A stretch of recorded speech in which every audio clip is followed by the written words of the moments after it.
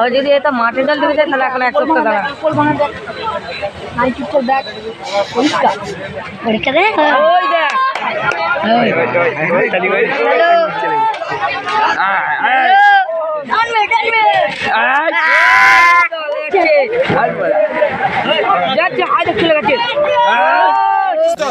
আপনি ভাবছেন যে আমি এখন নর্মাল লাইফ লিড করব, নর্মাল লাইফ তো হবে না, একটু তো ডিস্টার্ব হবে, ন্যাচারাল আছে।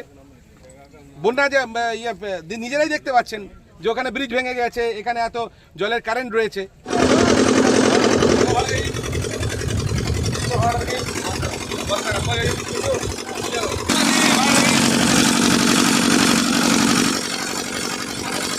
মুন্ডেশ্বরী নদীর জল বেড়ে আবারও বিপত্তি খানাকুলে। জলের তোরে সোমবার ভেঙে গেল খানাকুলের আজগুবিতলা ফেরিঘাটের কাঠের সেতু। বিচ্ছিন্ন হয়ে পড়ল হুগলি জেলার খানাকুলের সাথে মেদিনীপুর ও হাওড়া জেলার যোগাযোগ ব্যবস্থা। চরম সমস্যায় সেতু পারাপারকারীরা।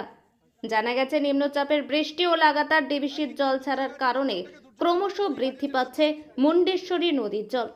জল বেড়ে যাওয়ায় কিছু বাঁশের সেতু ভেঙে আটকে যায় আজগুবিতলার সেতুতে। তারপরে হুড়মুড়িয়ে ভেঙে জলে তলিয়ে যায় সেতুটি।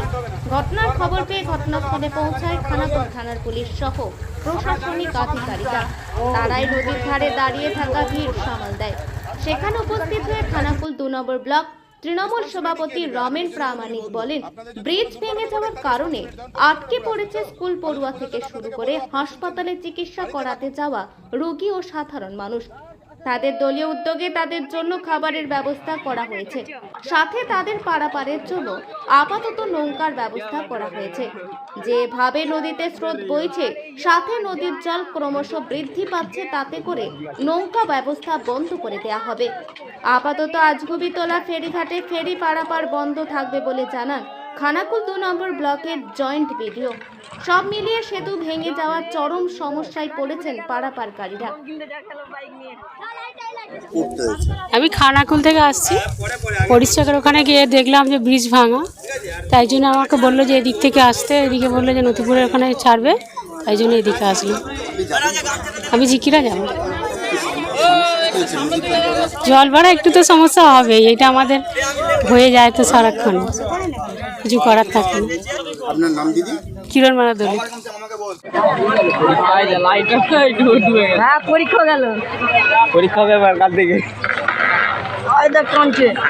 ওখানটা রয়ে যাবে, ওখানটা রয়ে যাবে, ওখানটা নিয়ে যেতে পারবে।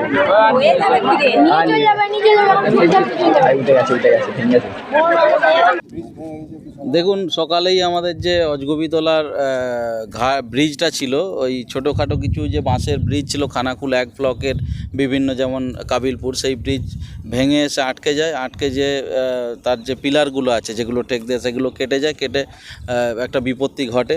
তো আমরা তড়িঘড়ি আমাদের যারা পঞ্চায়েত সমিতি মেম্বার আছে, নুরনবী মণ্ডল এবং ওখানকার লোকাল স্থানীয় সাবলসিংহপুরের প্রধান এবং উপপ্রধান আলাদা যারা ওখানে নেতৃত্ব আছে, আমাদের জেলা সভাপতি মাননীয় রামেন্দ্র সিংহ রায়ের নির্দেশে আমরা সরাসরি ছুটে আসি। আপনি জানেন মানবিক মুখ্যমন্ত্রী খানাকুল এবং আরামবাগ সাব ডিভিশনের বিষয় নিয়ে কতটা তৎপর। গতকালই chief secretary, DM madam, SDO madam একটা মিটিং করে গেছেন। তো ফেরিঘাটগুলো বন্ধ ছিল, কিন্তু সকালে যারা ব্রিজ পেরিয়ে এসেছে, কিছু পড়ুয়া আটকে আছে, তাদের আমরা ইতিমধ্যেই খাওয়া দাওয়ার ব্যবস্থা করেছি আমাদের দলীয়ভাবে। তো আমরা বিডিও ম্যাডামকে এবং আমাদের খানাকুল থানার ভারপ্রাপ্ত আধিকারিক যিনি আছেন, সঙ্গে সঙ্গে আমরা দৃষ্টি আকর্ষণ করি তাদের। তো এনডিআরএফের টিমও আছে। তো যারা আটকে পড়েছিল, শুধুমাত্র তাদের পারাপারের জন্য ফেরিঘাটটি পুনরায় চালু করা হয়েছে। আমরা উদ্যোগ নিয়ে আমরা এখানে দাঁড়িয়ে আছি, যাতে দেখা যাচ্ছে যেখানে 100-200 জন ধারণ ক্ষমতা, সেখানে 25-30 জন করে পারাপার হচ্ছে, এবং কিছু লাইফ জ্যাকেটেরও ব্যবস্থা করেছি। শুধুমাত্র যেহেতু আমাদের খানাকুল 2 রুরাল হসপিটালটা ঠিক ওই পাটটাতেই, তো সেক্ষেত্রে অনেক রোগী আছে, তাদের যাতে পরিষেবা না আটকায় সেই জন্য পুলিশ প্রশাসন এবং বিডিও অতীব তৎপর। আমাদের বিডিও ম্যাডাম যিনি আছেন, তো তাদের ঐকান্তিক প্রচেষ্টা এবং আমাদের সহযোগিতায় এই পারাপারটি আবার শুরু হলো। দেখুন, ত্রাণ শিবিরের পরিস্থিতি এখনও খানাকুলে হয়নি, কিন্তু যদি হয় প্রশাসনের তরফ থেকে তো আছেই, আমরা দলীয়ভাবে একদম রেডি আছি। একটা ত্রাণ শিবির খোলা, ত্রাণ শিবির ঠিক নয়, যারা পড়ুয়ারা আটকে গিয়েছিল তাদের, এবং যারা হচ্ছে সিনিয়র সিটিজেন, মানে তাদেরকে খাওয়া দাওয়ার ব্যবস্থা সাবলসিংহপুরে হরিশচকে করা হয়েছে স্কুলে। তো তাদেরকে পারাপার করে দেওয়ার পর তবে আমাদের আমরা একটু পরিস্থিতিটা এইভাবেই সামাল দিচ্ছি আর কি। তুই আগে থেকে পাল্টি দে, ওই যাচ্ছে এবারে। পরীক্ষা এখন 2 দিন টাকা। সমস্যার মধ্যে এই তো ফেরিঘাট দেখছেন, বন্যার জন্য মানুষ অসুবিধার মধ্যে পড়েছে, বা এই অবস্থা যা আছে মানুষকে পার করা মানে রিস্কের ব্যাপার হয়ে যাচ্ছে। সেই জন্য প্রশাসন এসেছে, ওনারা যেটা ব্যবস্থা করবেন সেটাই করবেন। আমি এসেছি প্রায় আধ ঘন্টা হবে, এর বেশি আর কিছু বলতে পারছি না। আমার বাড়ি খুনিয়াচক ওপারে। হ্যাঁ 1 ঘন্টা হলো, খানাকুল থেকে আসছি আমি। হ্যাঁ বাড়ি যাচ্ছি। না এই বাড়ি চলে যাচ্ছি তো, আটকে পড়েছিলাম কালকে রাতে, আর ফিরিনি। অবস্থা বুঝে আর ফিরি না এখানে। শেখ শফিকুল আলম। বালিপুর হয়ে নদীপুর যান। ঠিক আছে,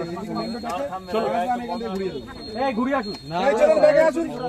আরে আপনাকে বলছি ব্যাগে আসুন।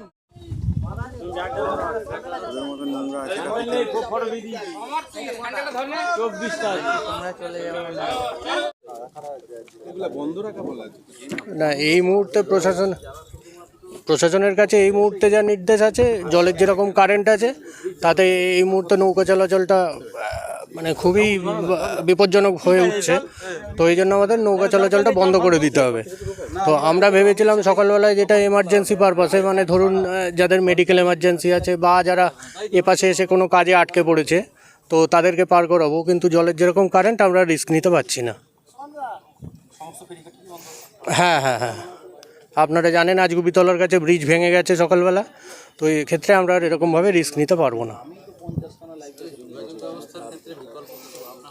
কিছু করার নেই, আমাদের প্রাণটা আমাদের মানুষের সবার আগে, তারপরে যোগাযোগ ব্যবস্থা, বাকি সব কিছু তারপরে। মানুষের প্রাণ বাঁচানোটা সবার আগে দরকার আমাদের কাছে। সার্বিক পরিস্থিতি জলের ভালোই কারেন্ট আছে, জল ছাড়া হয়েছে, সেটা হয়তো আর কয়েক ঘন্টার মধ্যে আবার এসে হিট করবে, সেক্ষেত্রে জলস্তর আরও বেড়ে যাবে। তো সেই জন্য আমরা কোনো রকম মানে ভাবনা চিন্তা করতে পারছি না এই মুহূর্তে। হ্যাঁ ফ্লাড শেল্টার বেশ কয়েকটা গ্রাম পঞ্চায়েত থেকেই করা হয়েছে। তো মানুষ যাদের অসুবিধা হচ্ছে তাদেরকে তুলে নিয়ে সেখানে রাখা হচ্ছে। আমি Kallol Ghosh, joint video, Khanakul 2 development.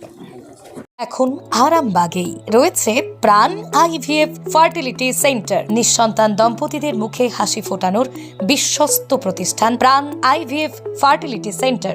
দক্ষিণবঙ্গের মধ্যে সর্ববৃহৎ এবং সর্বপ্রথম এআরটি গভর্নমেন্ট রেজিস্টার প্রাপ্ত আইভিএফ সেন্টার এখন আরামবাগেই। অল্প খরচে আইভিএফ পরিষেবা, বন্ধ্যাত্ব চিকিৎসার এক অভিনব অধ্যায়। প্রাণ আইভিএফ ফার্টিলিটি সেন্টার একেবারে অল্প খরচে পুরুষ ও মহিলার বন্ধ্যাত্ব পরীক্ষা, বন্ধ্যাত্ব চিকিৎসা সবকিছুই হয় আমাদের প্রতিষ্ঠানে। সুচিকিৎসার মাধ্যমে মা ও বাবা ডাক শুনতে পারবেন নিঃসন্তান দম্পতিরা। তাহলে আর দেরি কেন, আজই যোগাযোগ করুন প্রাণ আইভিএফ ফার্টিলিটি সেন্টারে। ঠিকানা বসন্তপুর, আমতলা, 2 নম্বর রেলগেট, আরামবাগ, হুগলি। যোগাযোগ নম্বর 7865858781 অথবা যোগাযোগ করুন 7908098172 এই নম্বরে।